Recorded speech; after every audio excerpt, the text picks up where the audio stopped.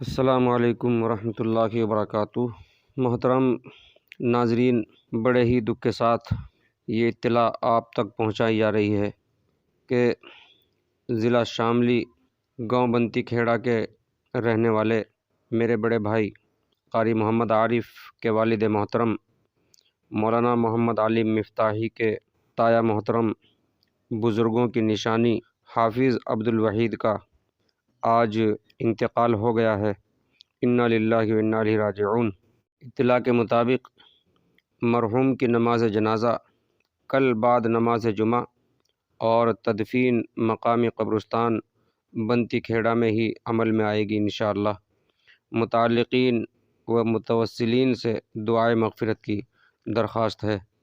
اللہ مغفرت فرمائے۔ السلام علیکم ورحمۃ اللہ وبرکاتہ۔